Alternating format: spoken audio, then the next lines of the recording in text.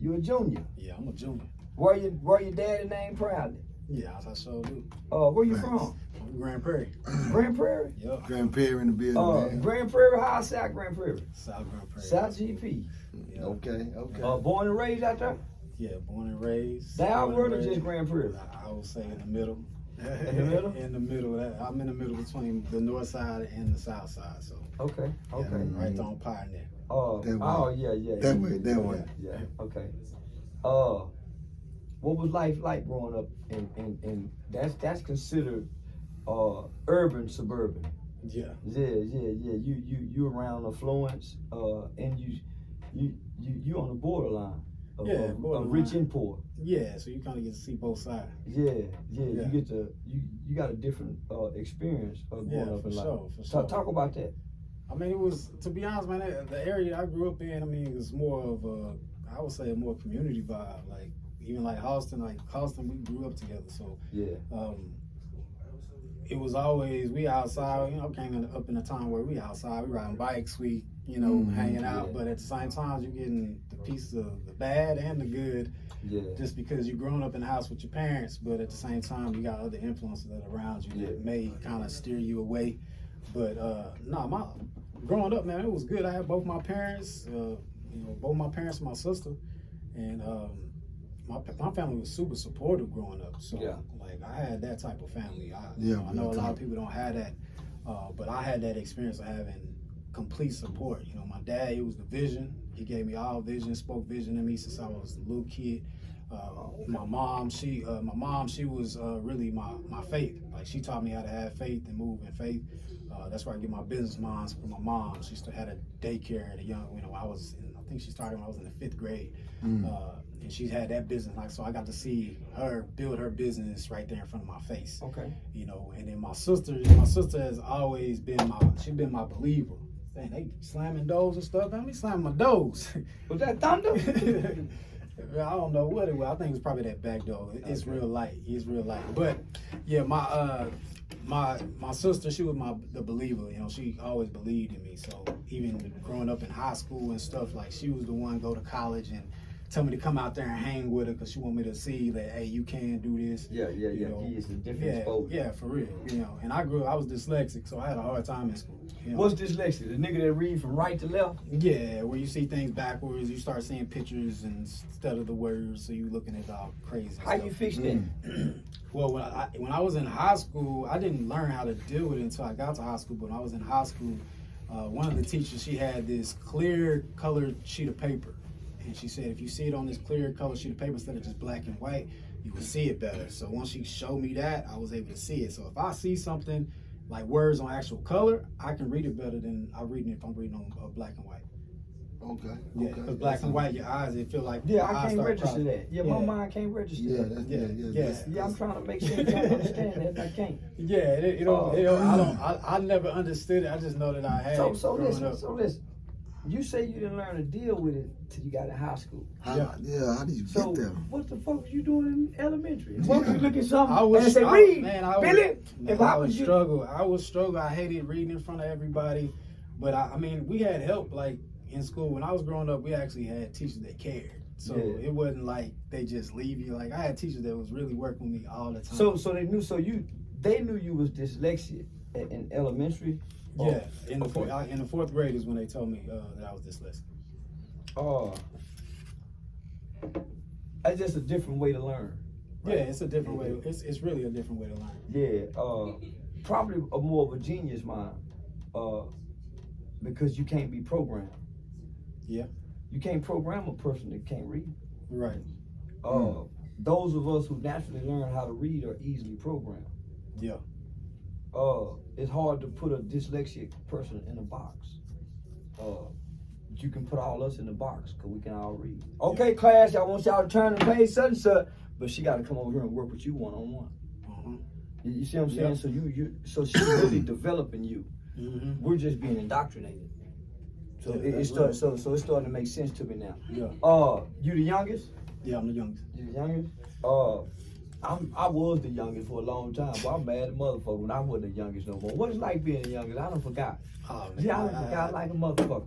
I mean, I would say that I was baby. I would say Yeah, I was baby like a motherfucker till my parents sister baby came me. along. I ain't gonna lie, they, you know, I got a lot of stuff I wanted. I would say that. Yeah. had You a seem little- like a little spoiled motherfucker. Though. I ain't little- lying. You smile at the motherfucker around here. Nigga always walking around smiling, happy in the motherfucker. Oh, Yeah, this is Theo. This is Theo off the Cosby's, y'all. Hey, man, that's that blessed Say a lot of niggas want Lamont. Yeah, a lot of niggas want Lamont out Sanford's son. This nigga Theo off the Cosby. Yeah. No. Yeah. I can tell that he ain't really had too much, you know what I'm saying, trouble for as like in the household. Yeah. What mama got to really get on him. Yeah. I don't see that in him, you know Oh, what I I'm got in saying? trouble. Oh, Don't get shit. me wrong. Now, We okay. get into it. Don't talk I got about a it. lot of We get into trouble, it. man. I got lots of Yeah, trouble. we nigga can can't find read in out. elementary. This nigga can't read in elementary, and he don't learn how to deal with it in high school. I already know there's some trouble. In Well, I between mean, when that. I was in elementary, like I was doing school and doing everything I was supposed to do just so I can do the extracurricular activities. Like, cause I love music. I love performing in front of people and stuff. So like if you had good grades, you couldn't be in the talent shows and stuff like that. So I made sure I got my grades right so I can perform. Okay, so yeah. What yeah, year you were yeah. born? 86. Okay, you're late 80s, baby. Yeah. You really a 90s, baby, because you grew up in the 90s. Born in the 80s, Yeah. I raised grew up, in the 90s. Raised in the 90s.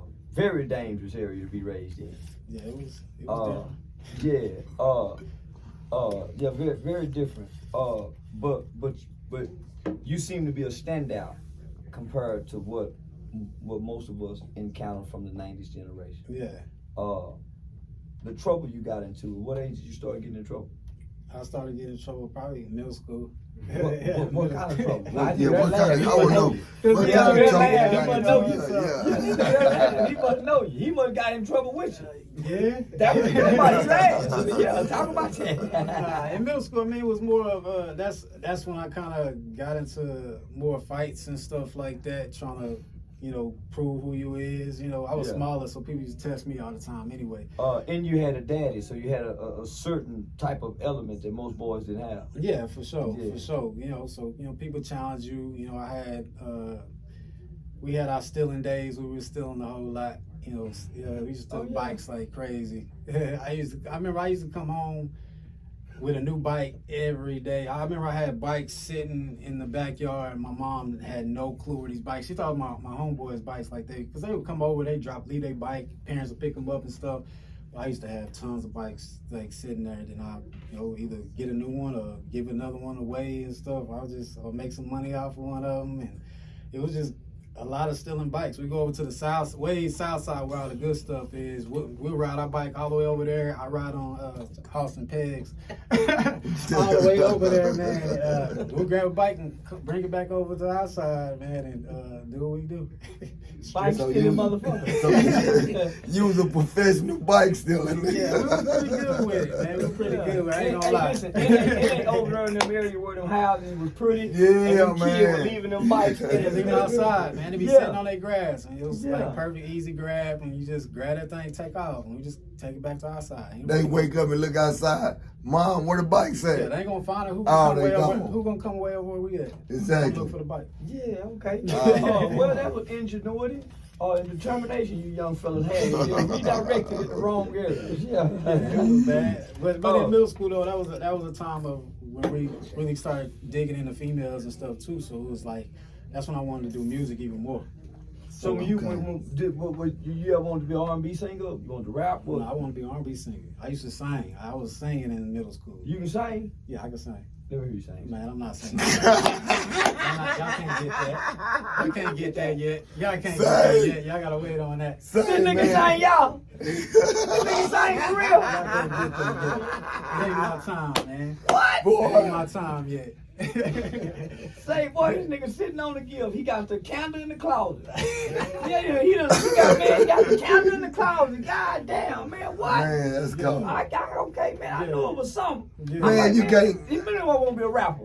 I love him even more. Now, I always want to be an R&B singer. Yeah. I remember, I can't think of this nigga name, but them niggas sung Ready or Not. By after 7 in the school talent show in the 7th grade, I ain't like that nigga ever since because the girls went crazy.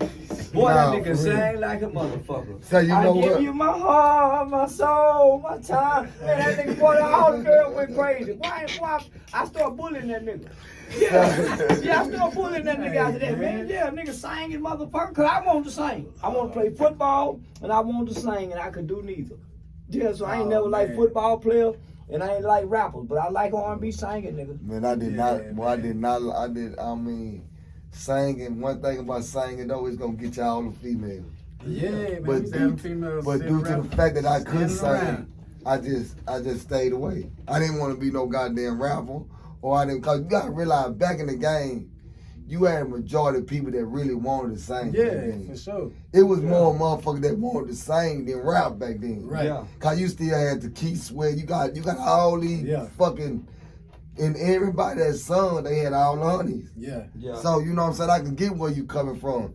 But I couldn't do 9-1 of them, bro. I'm gonna be straight up, man. I couldn't. Motherfuckers be like, bro, you got a deep voice. Why you don't sing? Man, I'm really scared to be embarrassed. I ain't gonna even lie to you. I got embarrassed in middle school when I was singing. You did? What happened? happened? Because my voice started changing. I used to have a high voice, and I was singing, and everybody, all the girls around me, man, and I squeaked real loud. And after that, One of them old rap trash van ass nigga. I was scared to sing after that. I didn't sing, man. We gotta get to know. That's what happened to Usher. That's what happened to Usher. When his voice changed, they ain't know what to do with him. Same thing happened to Usher. Yeah, I stopped singing until I got to high school, and then when I was singing, you was insecure about your singing. Yeah, I was real insecure about singing. That's why you started acting out. I could dance still though, so I was like, I ain't gonna sing no more, but I keep dancing. So when I got to high school, I started dancing. You wasn't one of them Pretty Ricky dancing. Oh, I was. I know it. Yeah. I knew it. When I seen that motherfucking fly today with his picture that he gonna be on the show, I had a flash of a Pretty Ricky kind of nigga. Yeah, nigga at the motherfucking school dance, got everybody around him, and he got his hips wiggling. With that arch in his back, doing them goddamn Chris Brown moves. Hey, them females used to love it. Yeah, they used to love that shit. Them females used to love it because I ended up joining the step team because you got to perform. One of my homeboys, he showed me like a tape, and they were performing, and all them females were screaming. I was like, bro, I gotta do that. So you had all the girls in school? Don't be ashamed, nigga. I was kind of nigga.